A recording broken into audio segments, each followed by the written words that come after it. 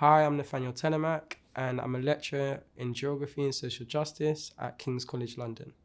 To go back maybe before sixth form, the reason why I probably got into academia was I was inspired maybe from year 10 sociology. Yeah, this is cheesy, but my sociology teacher encouraged me to ask questions, to be curious, and it was from there, I got a little taste of social sciences and carried it through, and I was really just looked at education as a way of asking questions and trying to answer questions and to kind of self-teach. So for me, academia has always been, I like to say I'm a student of life or a lifelong student.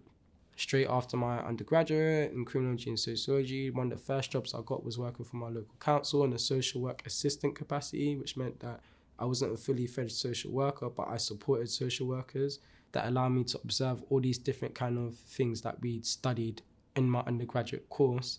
However, I felt somewhat helpless about what I could actually do to remedy and mediate, or I felt somewhat restricted in what I could do to affect my influence on social change within my own kind of capacity. I thought social work was the way, and I was able to have a positive influence on different young people, but it didn't feel like it was enough. What brought me to KCL, where it's geographically situated, or the geographies of KCL's university, the parts of London that they're situated, I think are very good kind of melting pots or ways for students to meet other students and beyond meeting each other from local and global backgrounds. You're also meeting staff, lecturers, support staff, caterers, everybody that's coming from different backgrounds from you, or different socioeconomic, religious, cultural backgrounds. So I think what attracted me to KCL was very reflective of how I've navigated through the city of London and the UK. My particular interests and areas of focus are in Black Geographies as a field that's emerging within a geographic discipline. It's US based. It's actually been going on for a very long time, from the 70s or 60s up, and more officially or unofficially a lot longer. However, it's come to the UK recently, so contributing to Black Geographies as a specific field within geography or human geography is one of my emerging interests, and something I've done from my research and through my practices. My PhD research project was a geography practice related PhD, meaning that I had a 60 to 80,000 thesis word submission element and a practice element, which I defined as my photographic practices.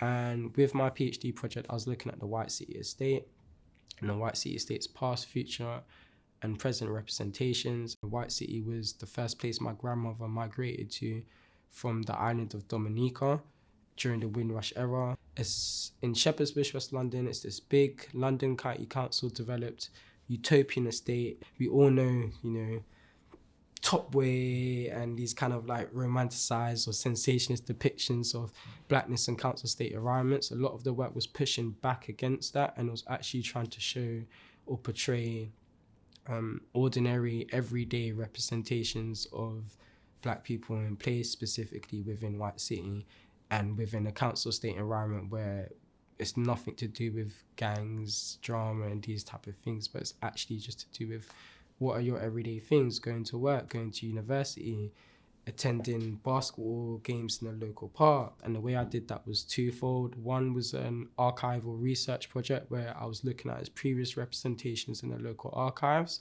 and sharing that with members of the community. So postcards, kind of street names. And the second part of it was a collaborative photography project enacted with 5 young Black adults living in White City Estate. These were 5 young Black adults who I actually previously met and had creative practice with. I always said to them, I'm interested in the experiences in the area. I want to do a project with you. We're going to call it Everyday Things. I'm interested in your everyday things. I'm interested in the everyday things of White City. So what my PhD did was ask 2 principal questions. What is the everyday and what are your everyday things? And then it broke those down into a set of 4 questions that was looking at White City's representations, experiences or Black experiences, notions of Black joy in White City, and then White City's imperial and colonial past, essentially. Previously, my research was purely theoretical, purely textual, and it was separate from my photographic or visual art practices.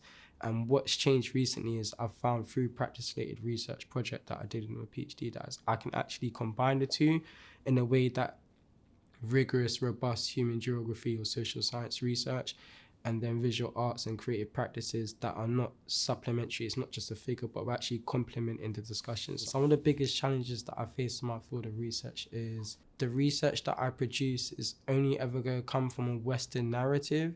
And normally what I find is, London or the UK and America are the kind of big names, if you would, or big geographies in the academic game, if you would.